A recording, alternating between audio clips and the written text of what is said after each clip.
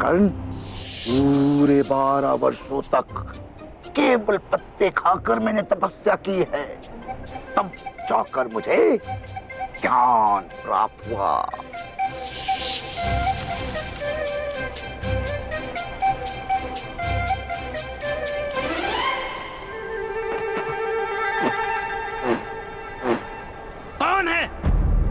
कौन है जो हमारी तपस्या भंग करने आया है?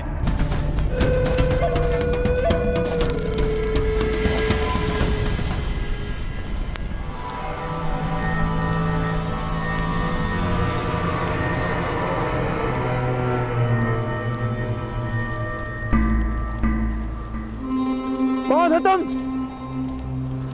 समस्त गांव वाले जानते हैं कि रात्रि में शमशान में आना वर्जित है।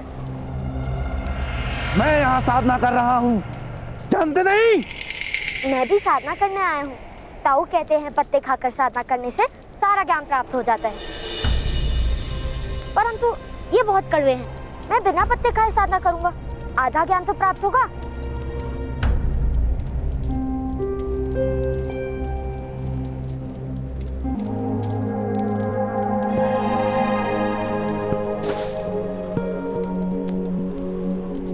इस छोटी सी आयु में क्या ज्ञान प्राप्त करने की इच्छा है बालक?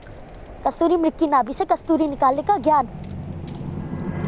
कस्तूरी के कारण ही उस मृग की मृत्यु होती है। अब आप मौन रहिए, मुझे ज्ञान प्राप्त होने वाला है।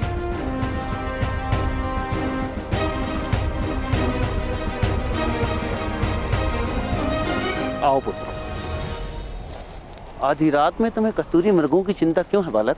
यदि कस्तूरी के कारण मृग की मृत्यु नहीं होगी तो मेरे कारण मेरी माता की मृत्यु नहीं होगी।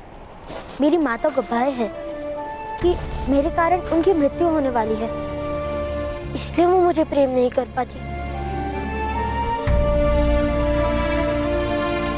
और मुझे मेरे अनुज छोन की भांति माता का प्रेम प्राप्त करना है। क्या नाम है तुम्हारा पुत्र? कर्ण।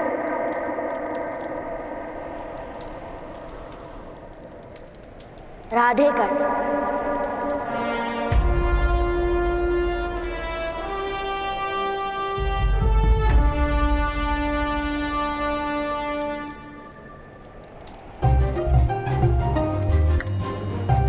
कितने समय में ज्ञान प्राप्त होता है? घर जाओ कर्ण, तुम्हें साधना की कोई आवश्यकता नहीं है। घर जाकर अपनी माता से कहना कस्तूरी के कारण मृग की मृत्यु नहीं होती है, बल्कि कस्तूरी मृग के जीवन का प्रमाण है।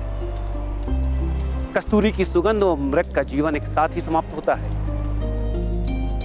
और अपनी माता से यह भी कहना कस्तूरी के कारण ही मृग असामान्य होता है।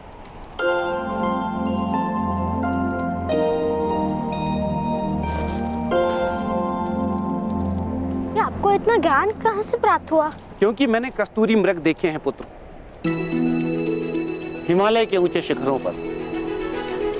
क्या मैं एक मृग लाकर माता को दिखा दूं? क्या वो मानेंगी? कृपया करके मुझे हिमालय जाने का मार्ग दिखाइए। नहीं पुत्र, तुम वहां नहीं जा सकते। वहां का मार्ग अति दुर्गम है। वहां केवल एक बहुत बड़ा योद्धा ही पहुंच सकता है। मैं भी बड़ा हो गया हूँ, अपने हाथों से भोजन करता हूँ और भोजन भूमि पे भी नहीं गिराता। किंतु क्या तुम धनुर्धारी हो? धनुर्धारी?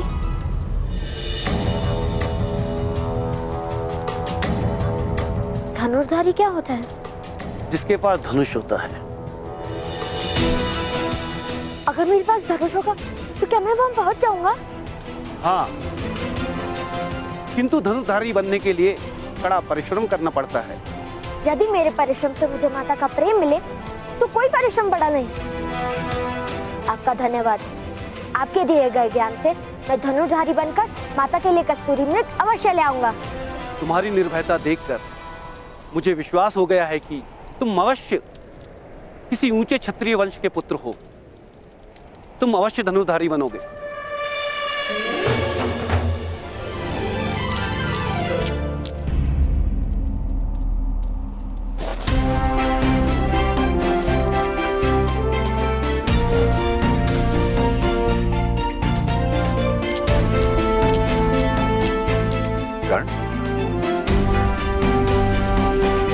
लौट कर कहाँ चले गए थे?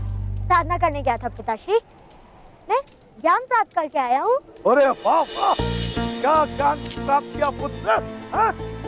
ज्ञान प्राप्त हुआ और मेरे सारे दुख दूर हो जाएंगे। अरे वाह, पिताश्री मुझे एक धनुष चाहिए।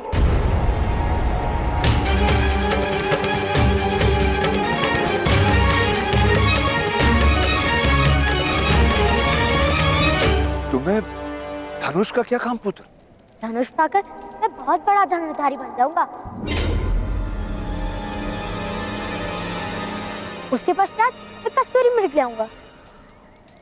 तो मेरे कारण माता की मृत्यु नहीं होगी ना पिताश्री?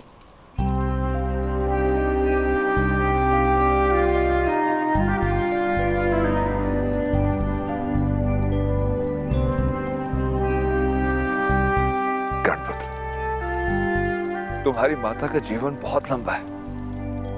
ना तुम्हें कसूरी मृग लाने की आवश्यकता है और ना ही धनुष उठाने की।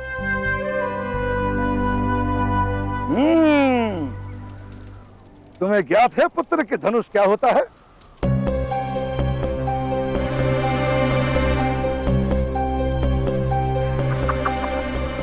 तो आज जोन और तुम मेरे साथ चलो, मैं तुम्हें वास्तविक धनुष क्या है बताऊंगा।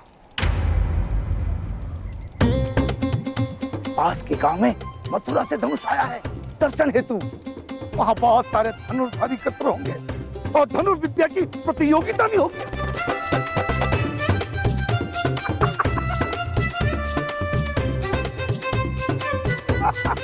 शोन, चलो, ताऊ हमें धनुष दिखाने ले जा रहे हैं। सुनो सज्जनों, योद्धाओं, क्षत्रियों और धनुर्धारियों, 100 नगरों की यात्रा करके आए हैं, किंतु लक्ष्य भेद करने वाला एक भी क्षत्रिय हमें नहीं मिला। क्या इस नगर में है कोई महान धनुर्धारी जो व्यक्ति उस लक्ष्य का भेदन करेगा?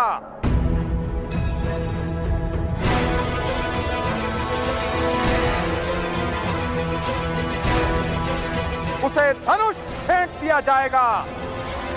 मथुरा से आया अपराजित नाम का ये धनुष।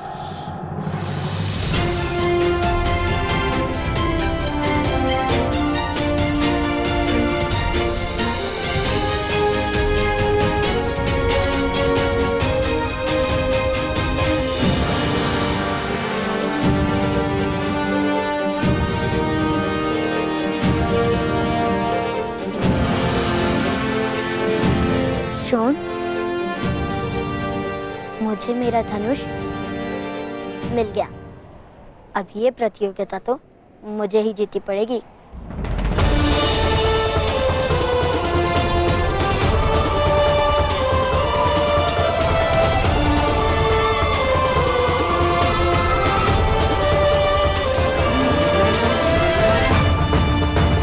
इतना बड़ा धनुष, आप तो इसे उठा भी नहीं सकोगे।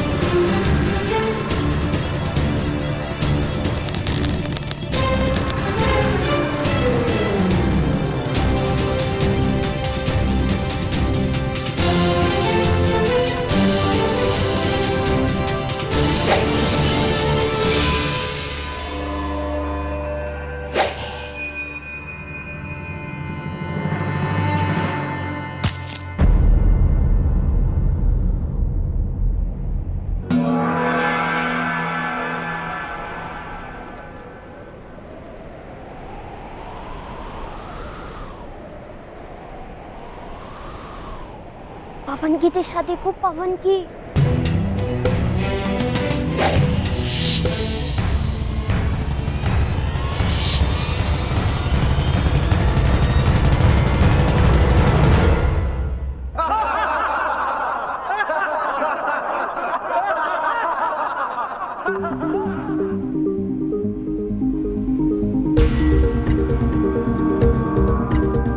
अर्थात लक्ष्य वेधने के लिए हमें बाण पवन की दिशा के अनुरूप छोड़ना होगा। आप तो ऐसे कह रहे हैं जैसे आप कर सकते हैं लक्ष्य वेध। क्यों नहीं? किंतु आप तो बालक हैं, आपको कौन प्रतियोगिता में भाग लेने देगा?